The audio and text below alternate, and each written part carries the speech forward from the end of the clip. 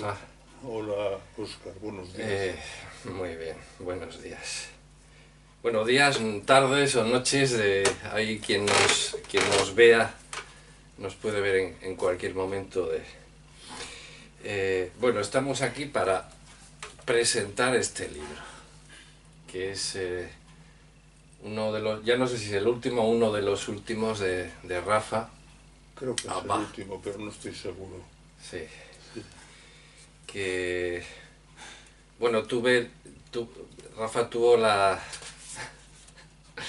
confianza en mí de permitirme que le escribiera el prólogo. Y entonces, bueno, el prólogo pues no es lo importante es el espíritu de Rafa que está aquí metido, ¿no? en este libro. Pues, ¿qué nos puedes decir del libro?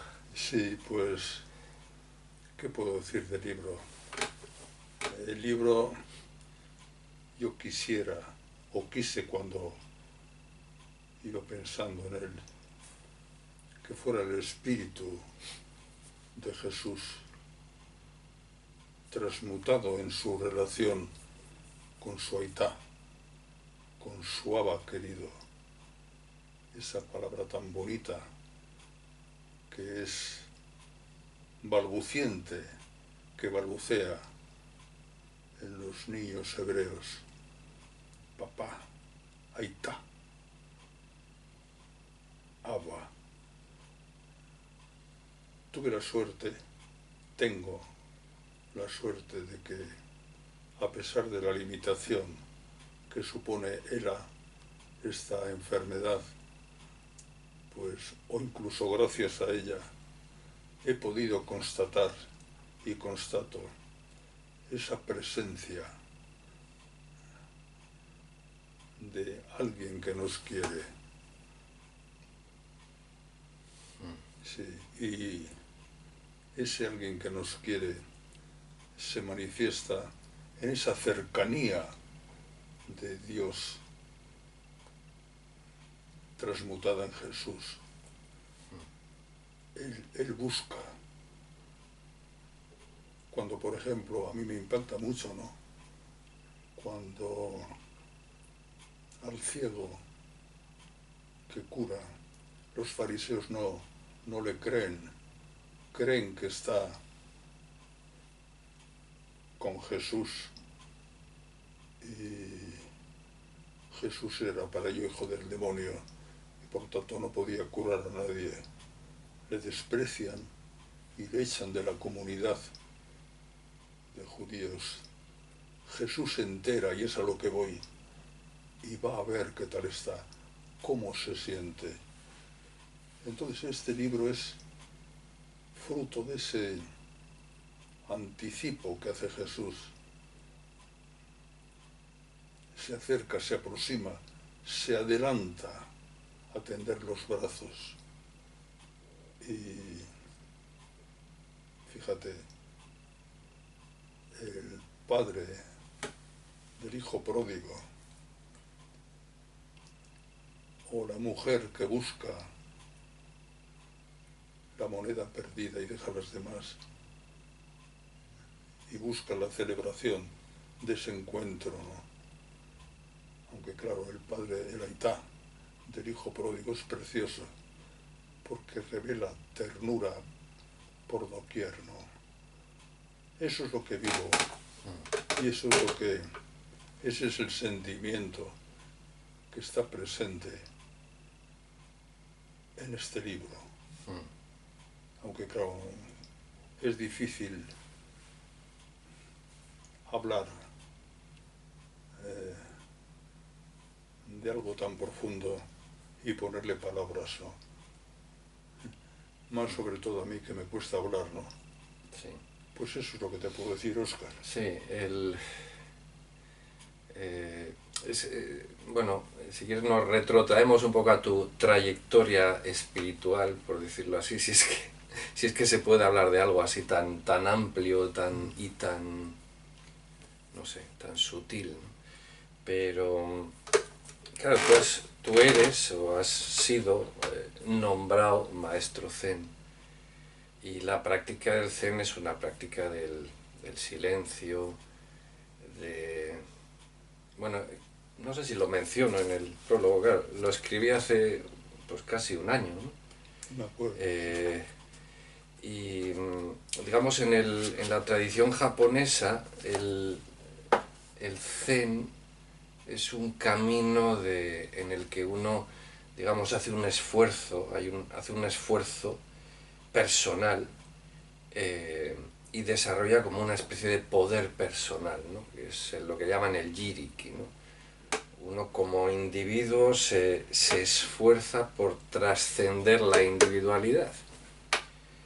Pero hay otra aproximación en el budismo japonés, que es la de la escuela tierra pura, que es un poco otra perspectiva diferente, que es digamos, el énfasis está en el tariki, lo que se llama el tariki, que es el poder del otro, el poder ajeno, que en este caso, en el budismo japonés, se simboliza en, digamos, esa idea de amor incondicional, se cristaliza en el Buda Amitabha, el Buda de la luz infinita. Pero digamos es como abrirse a ese amor de la vida, del campo, de los budas o de lo divino, ¿no? Y entonces está un poco en la tradición japonesa está el camino del jiriki, del esfuerzo personal, y el camino de la apertura a ese otro, ¿no? Son, digamos, lo no dual y lo dual, ¿no? Y es curioso porque, claro, en tu trayectoria que la gente o la mayoría de la gente te conoce por la parte zen, la parte esa del esfuerzo personal por entrar en el silencio, por trascenderse. Quizás les pueda sorprender, aunque los que te conocen no les sorprende en absoluto, pero quizás a quien solo te conozca por tu asociación al zen le pueda sorprender esa apertura que tienes en estos últimos años a ese poder ajeno, a ese poder del otro, a esa dualidad que, que tú la expresas con el nombre de Jesús o de Dios, ¿no? ¿Qué puedes decir de esto, de Sí, sí, sí. ese contraste? Porque claro, digamos, vivimos en una sociedad en la que lo que se valora es lo individual, o sea, ese esfuerzo individual. Sí, sí, sí. Digamos, todo lo que tiene que ver todo lo que se salga de ahí es como visto con cierta sospecha, ¿no? Ya, ya, ya, ya. Entonces, claro, en los días que corren también es como una propuesta que tiene su cierto riesgo, ¿no? El abrirse a eso y el hablar de eso, ¿no? Claro, claro. Sí, para mí, hablando de Jesús, yo agradezco a Buda su sentido de la compasión, hasta tal punto que, más que Juan Bautista, el auténtico precursor de Jesús fue Buda. Esa compasión es infinita y, claro, la compasión de Jesús es diferente y a la vez la misma. Diferente en cuanto a las formas. Jesús era un judío, Buda no, pero coincidían en la compasión, coincidían en el amor. Lo que ocurre es que yo he descubierto en Jesús un tender los brazos. Jesús era un palestino. Hoy los palestinos tienden los brazos a todo el mundo, pero no parece que les dan más que armas. Dejemos eso de momento sin dejarlo, ¿no? Me llama la atención de Jesús cómo se aproxima, cómo se adelanta, cómo versifica el aitá del hijo pródigo. Agua, agua, agua. Entonces, ahondando más, Jesús se identificaba más con Galilea. Claro, identificarse con Galilea, que era Galilea de los gentiles, de los que no seguían la ley, de los pecadores, era identificarse con todo el universo. Y ese es un punto, yo creo, importante de unión entre todas las religiones. Eso lo vi bien en David Brazier, pero no veo que haya en la medida que ahonda uno, que haya gran diferencia. Teilhard de Chardin decía con gran acierto, todo lo que asciende converge. Era un francés y otro europeo, decía el maestro Eckhart, mucho más anterior, claro, decía, Dios es cuando yo no soy, cuando yo no estoy. Hablaba de ese vacío, y hablar del vacío y hablar del budismo, pues es lo mismo. Hasta sale con rima consonante. Sí, me quedo en resumen con una frase de Teilhard de Chardin. Todo lo que asciende converge. Serán formas distintas.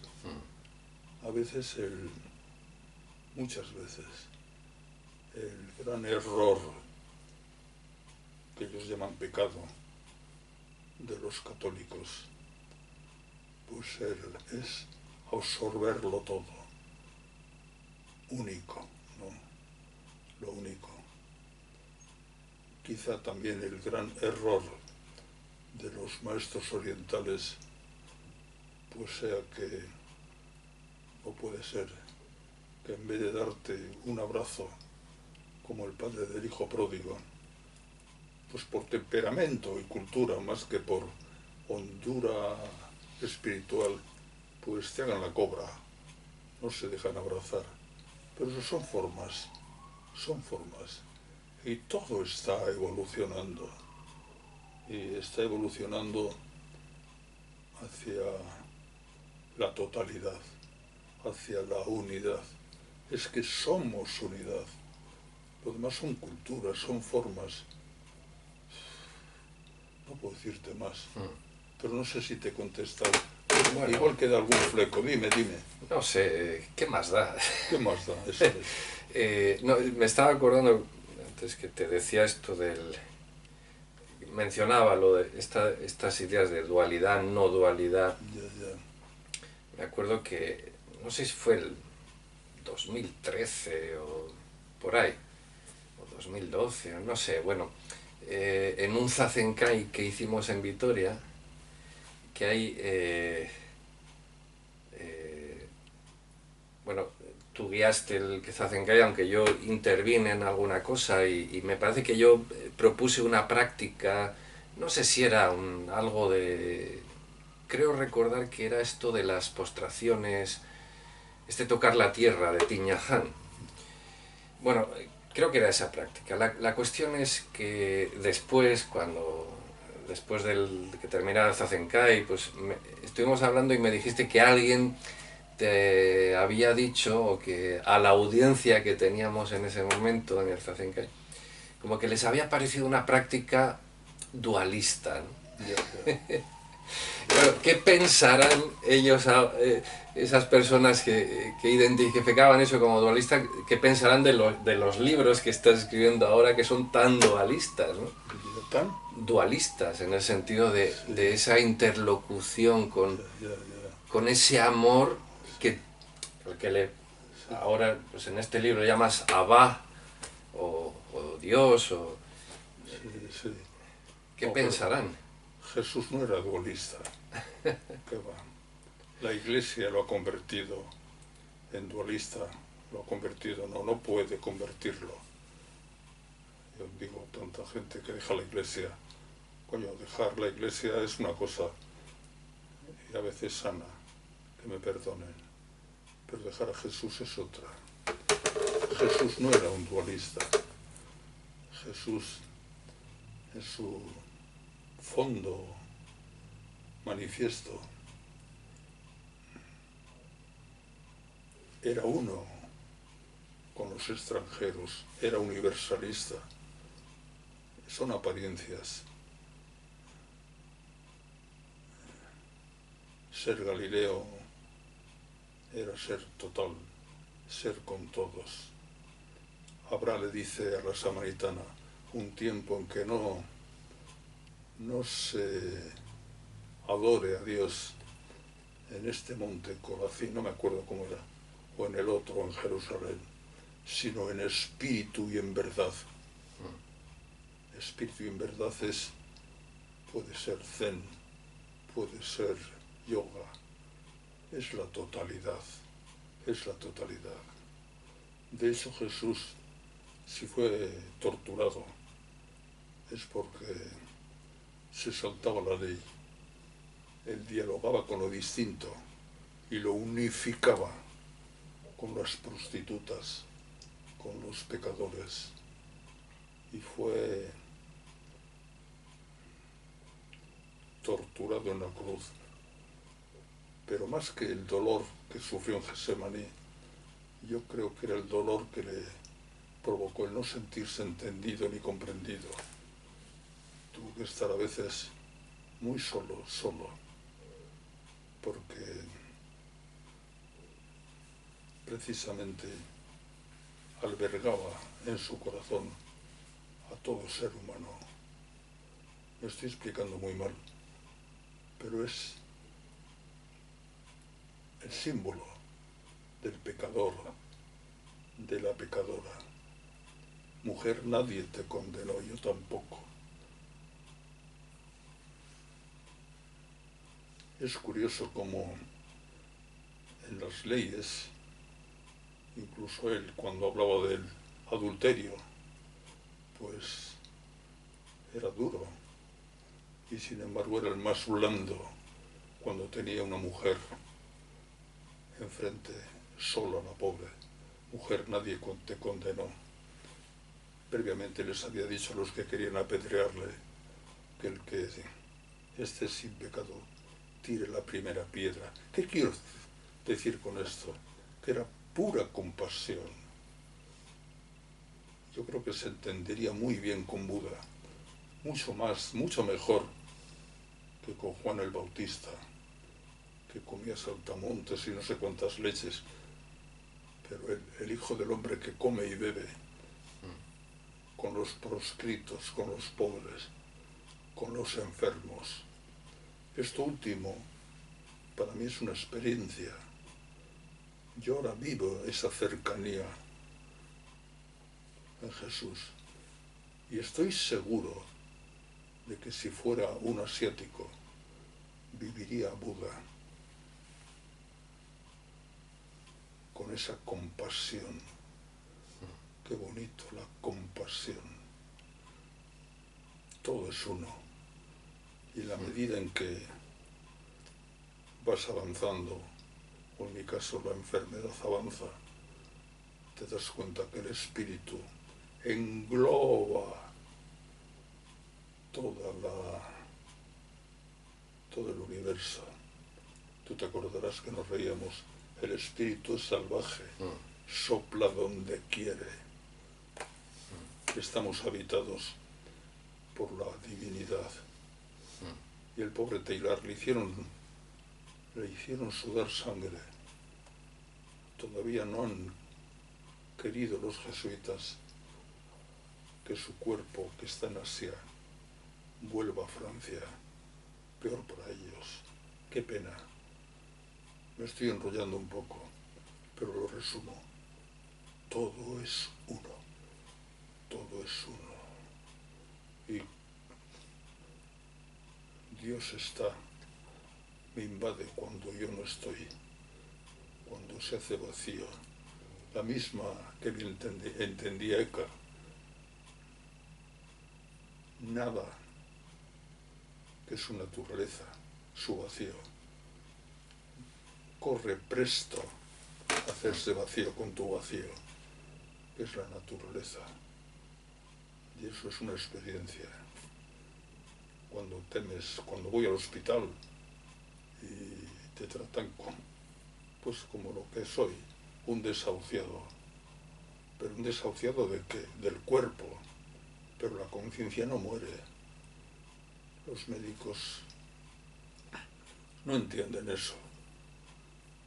Y no entender eso es no entender el fundamento de la vida. Y el fundamento de la vida es idéntico en su expresión, tanto en los filósofos de la nada japoneses como en el maestro Eckhart y los filósofos, los místicos renanos, ¿no? Todo va caminando hacia la unidad. Y esa es, como diría, ese es nuestro fundamento, nuestro trasfondo. Nuestro trasfondo es un abrazo. Termino, pues. Francisco de Asís era un abrazo.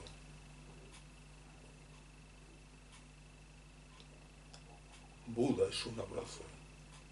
Su cultura, la cultura japonesa, no es de abrazar. Pero bueno, el abrazo no está solo en la expresión. Y ahora no tengo brazos y abrazo mejor que nunca. Todo es gracia. Todo es uno. Que unos te hagan la cobra es un modo un poco chistoso. No sé si muy acertado o afortunado de decir que te hagan verdaderamente la cobra. Porque con qué compasión, con qué inocencia y sobre todo con qué sensibilidad los maestros orientales te miran. Con qué bondad Dogen se acercaba a la mujer. Yo no veo diferencia más que en formas. Con qué valentía Dogen defendía a los pobres, a las pobres, hasta tal punto que una prostituta la hizo monja. No recuerdo cómo era su nombre. Orin. Sí. Todo va avanzando. Teilhard de Chardin descubría a 50 metros montado en un camello si una piedra pertenecía al Pleistoceno o qué sé yo. Pero sobre todo, me quedo con esa frase y termino. Todo lo que asciende converge. Ved, por ejemplo, el himno a la naturaleza de Teilhard de Chardin y ver la actitud de Dogen, de Huineng, tan despiertos. ¿Qué diferencia hay entre ellos y Juan de la Cruz, el maestro Eckhart? Puramente formal, puramente formal. Como diría Unamuno, sí, seguro que alguno no estará de acuerdo. Y bueno, ¿qué le voy a hacer? No se trata de estar de acuerdo, sino de ir despertando cada día, ¿no? Es lo que te puedo decir, Óscar. Sí. Sí, antes, cuando estábamos hablando antes, hablamos del zen, de la práctica de quedarse en silencio y yo te decía, o de la meditación, yo te decía que para mí digamos, el quedarse en silencio no es un silencio que te aísla, que muchas veces la gente que se acerca a la meditación, al zen, pueden pensar eso, pueden tener como esa actitud, ¿no? De voy a quedarme en silencio y anular mis pensamientos o callar esa voz interna. Y eso está muy bien, o sea, el poder aquietar la mente está muy bien, pero, pero si vas más allá, hay otro paso que es el de me quedo en silencio para escuchar. Eso es. Para escuchar eso que está mucho más allá que este pequeño yo, ¿no? Y ese acto de escucha es fundamental, ¿no? ¿Qué escuchas? Pues escuchas la vida, escuchas como lo quieras llamar, la vida, lo divino, lo, lo que nos trasciende, lo que tiene que ver con ese campo búdico, con lo misterioso, escuchas el misterio, escuchas lo que no se puede ver, Sí, sí. pero que está ahí, escuchas ese amor que habla de muchas formas diferentes, Sí. pero hay que escuchar, o sea, el aquietarse es escuchar, es abrirse, no es cerrarse. Eso es. Y esto muchas veces no se explica. Y sobre todo en este mundo tan... A mí me preocupa mucho el descreimiento del mundo actual, ¿no? Esa tendencia como a eliminar todas las creencias. Cuando las creencias son un puente entre el mundo de lo visible y ese mundo del misterio, ¿no? Y necesitamos ponerle nombre, llamarle Abba o de la manera que sea, ¿no? Sí, sí, sí. Y claro, a mí ese tema me preocupa Sí. esa tendencia a anular todos los nombres, a no nombrar, como a dejarlo ahí en una interrogante, cuando, ¿qué nos queda sin...? Lo último que nos queda son las palabras. ¿Qué hacemos si no las usamos? Claro. Sí, yo todos los días, el mejor momento, creo que te lo he dicho antes, ¿no? Es cuando me quedo en silencio, contemplando los montes, pero hay un momento en que todo es apertura. No hay límites. No hay límites. Ken Wilber, tan provocador, tan despierto, y no hace falta citar a nadie. Cuando estás en la misma meditación, inocente como un niño, te das cuenta de eso que Ken Wilber habla tanto, pero es patrimonio de todos, el testigo. El testigo que no es más que el fundamento, el testigo que ve el desfile, el testigo que eso observa las imágenes, pero que no son las imágenes. Es una conciencia sin fronteras. Y como diría tu amigo Eloy Sánchez Rosillo, y cantas, cantas. Tenemos motivos suficientes para ser dichosos. El testigo es patrimonio de todos. No es un privilegio. Y testificar eso, abrirse, como tú dices, a la escucha. Y nos encontramos que es abrir una grieta, abrirse. Nos encontramos con quien nos manda a callar para que podamos testificar y dices, ¿qué motivos tengo? Ya lo creo, para ser feliz. Hay, sin embargo, momentos duros donde la confianza se expresa en la memoria. Sé que muchas veces has estado cerca de mí y ahora me abandonas. No. La presencia se torna a veces en ausencia, y eso que llamamos Dios, o Dharma, o Buda, se aleja para que no te distraigas, como un cebo, para que sigas. Y claro, el cuerpo se resiente cuando eso nos hiciste para ti y nuestro corazón está inquieto hasta que te encuentra, ¿no? Yo tengo un dibujo en una placa, en una, ¿cómo se dice? Es de piedra, muy bonita, pulida, de Paloma San Román, donde se ve al Galileo tirando, el pescador, tirando de la cuerda tensa, desde siempre, desde siempre. Con qué compasión una vez que presenté un libro de un maestro japonés, lo presentaba a su hijo también japonés en Madrid, y me habló de que yo tenía compasión.